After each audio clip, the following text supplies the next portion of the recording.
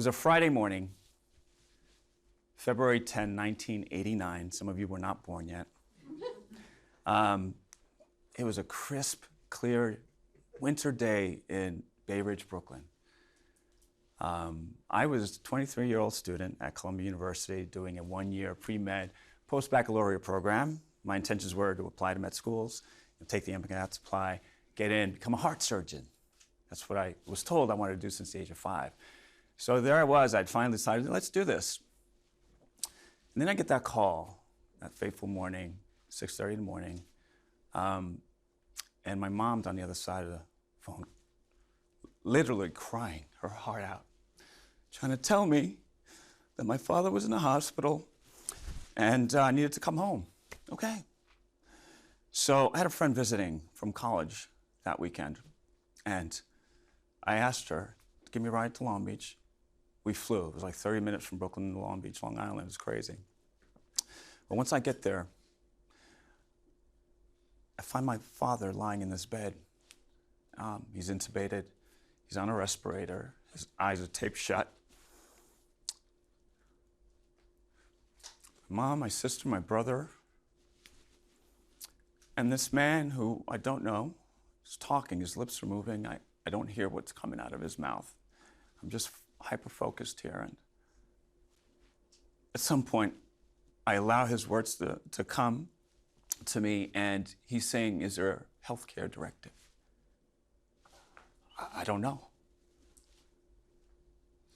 What's the health care directive?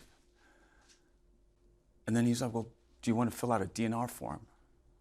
What the hell is a DNR form? Dude, why don't you ask me something simple like, do you like the Mets or the Yankees? Vanilla or chocolate ice cream? I don't know. What's a DNR?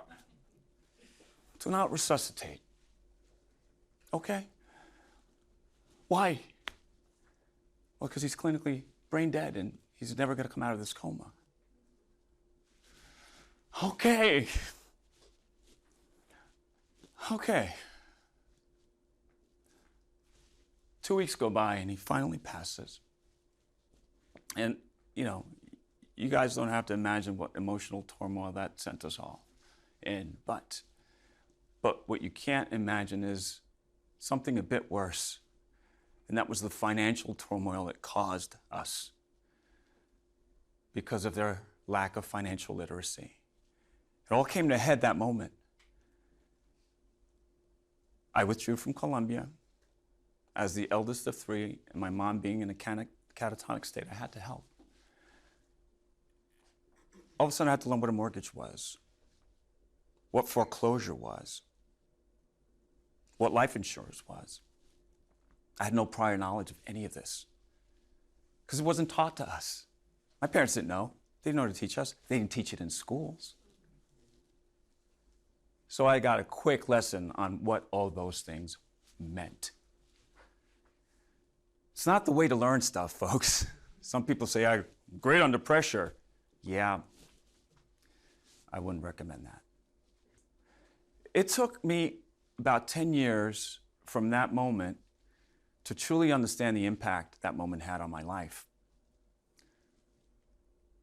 I didn't realize I had financial PTSD. It's real. And it took me 10 years to sort of like wake up, right? And so that thrust me into wanting to advocate for others so that that didn't happen to them. It happened in such a split second. It came from nowhere. It could happen to anyone. It happens to everyone that I've spoken to. They know of someone. It's happened to someone in their family. I mean, this is a story that is a commonly told story every day, even today. So to become a financial literacy advocate is a passion of mine because I care that it should not happen to you. So what I want to share with you are 6 steps. I call them pillars of financial stability. I want you to get out a pen and paper, take notes, and as you do that, think about your situation. Think about the situation of someone that you love. Is it some information that you can share with them to help them get their act together? All right, so here we go. Pillar number 1, Cash flow. It's a nice ring to it, right? Cash flow.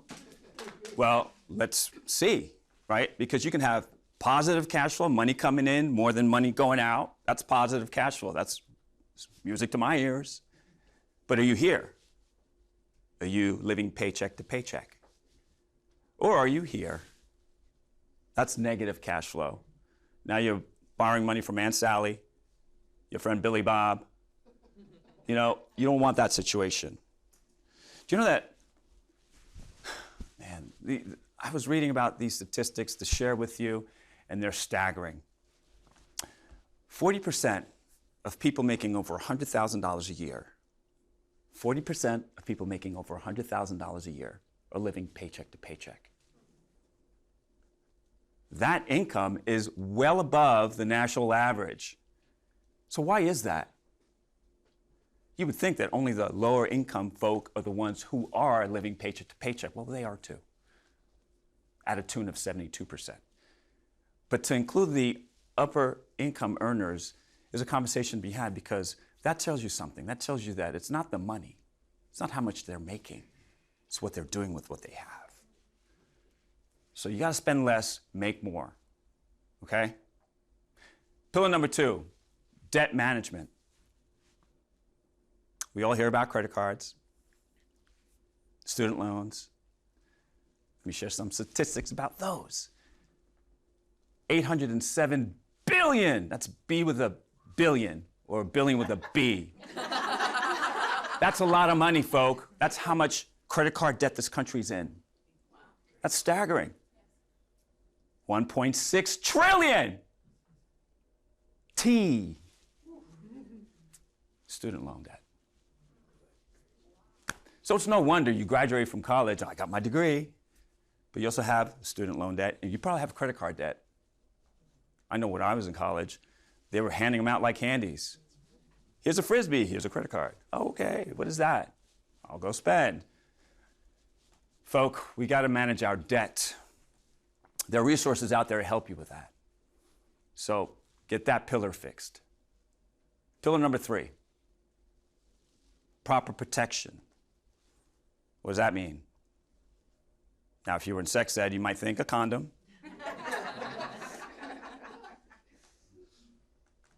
Proper protection means having enough insurance to cover your assets. Okay? So obviously, my father did not have that. $90,000 versus $500,000 worth of debt. It made no impact. We lost the house. We had to find a place to live. No impact. So how do you figure out if you have enough protection? Well, if it's life insurance we're talking about, it's easy. There's a formula called DIME. D-I-M-E. D stands for debt. What debt do you have? Credit cards? Student loans? Aunt Sally? Your friend Billy Bob? How much money do you owe? I, income. Take your annual income, multiply that by a factor of 10 to 20. The higher the number, obviously, the more cushion there'll be at the end. M, mortgage. Do you have one mortgage, 2 mortgages? Add those up. E, education. Do you have any kids? Do you plan to send them to college? What will that number be 10, 15 years from now? Add all that up, and you get what you should think about getting as life insurance to protect your family's assets and their financial stability should something happen to you. Not just you, but your spouse as well. If your spouse, him or her, is a stay-at-home spouse and they're taking care of your kids, what's their income? Probably not paying them anything, right? But that has value. If you had to hire that help out, what would that cost? Depends where you live. Let that be a number that you include in that DIME formula for your spouse, because if something happened to him or her, you're left at home trying to figure out what's going to happen, how are you going to pay for this, that. You don't have anyone taking the kids to school anymore. You don't have anyone going to grocery shoppies, washing your undies, whatever. You got to pay for that. So both spouses need to be covered. What about something happens to you and you can't work? Do you have a long-term disability policy in place? I was talking to my friend Massoum yesterday. He went riding into the Ozarks with his motorcycle buddies, and one of them included a cousin of his. Massoum was explaining that they were traveling up this mountain, and he looked down for a split second, looked back up, and his cousin, who was right in front of him, was gone, sight unseen. Something happened, slipped off the side of the mountain. By the grace of God, he's okay. But a situation like that, no one plans for it. That could have taken him out of work for a year or two. So cover your assets, have proper protection in place. All right, pillar number 4, emergency savings. You guys remember COVID-19? We're at the heels of it, I know. But if you had a savings account with a good padding in it, you probably stressed a lot less than those who didn't. You guys want to hear another statistic? 40% of Americans have $300 or less in their savings account. $300 or less. What can that do during the pandemic? I know the government was printing money, handing it out like candy, but only that can go so far before we're going to have to pay for it anyway in taxes somehow. But emergency funds, you need to have no less than 6 to 8 monthly salaries tucked away, not underneath a mattress, because let's say you have a house fire, you don't have insurance, that burns up in smoke. Put it in the bank. It's the only thing I'll ever recommend you put in the bank. But keep it so it's liquid, so you can have access to it now if you need it now. I recommend 12 months. The going rate is 6 to 8, but if you have more, why not? You'll feel a lot better. Pillar number 5, asset accumulation. Are you saving long term? College, a daughter's wedding, your retirement. How are you saving? How are you investing that money? Do you have someone doing it for you? Is it growing at a greater rate than the inflation rate? What is that? Oh, simple explanation here. $1 in the year 2000, very different from the dollar in the year 2021. Very different. I'll show you how. Today you need $1.58 to buy what in 2000 a dollar bought. So that same dollar only buys you 63% of what it could buy you today. So you got to be growing your money faster than that rate of inflation. Get help with that. There are people who do this for a living. When you have an ache, do you go to a car mechanic? No, you go to a doctor. They're trained to figure out what that ache is, or hopefully they find out what that ache is and help you resolve it. So if you have a money ache, go to a money doctor. Have them help you. You're not in this alone, folks. It's not that daunting. Pillar number 6, estate planning and preservation. Now, people are probably thinking, estate. I'm not a millionaire. I don't have an estate. The definition of an estate is any money or property you own at the time of your death. So if you have $10, that's an estate. If you have $100,000, that's an estate. If you have $100 million, that's not the point. The point is that you have to make sure that you have something in place so when it transitions from your hands to the hands of the intended loved ones, it's done so seamlessly, efficiently. There's this thing called probate. It's when the courts get involved with a lawyer and they start saying, well, I think this property should go to this person or that person. Was that your intention? We won't know if you don't have a will. If you don't have a living trust, those things get complicated. It'll help you avoid drama for your family once you've departed, because now you're untethered. You could go about your business with God and you got no more worries, but you leave the worries behind. Or you don't. You can plan ahead. God, we plan for things like going out to the movies on Friday night. This is a lot more important planning that you can do. That's not so, it's not. It's easy. There are people who can help you do this. It's not that expensive. When my wife and I finally got our living trust in place, we were so relieved. It was just like this weight had been lifted off of us. 6 pillars of financial stability. I hope that you guys walk away with a sense of urgency. A sense of urgency. You don't walk, you run to check on all those 6 pillars in your life to see if you have a stable financial foundation. If you find any holes, plug them.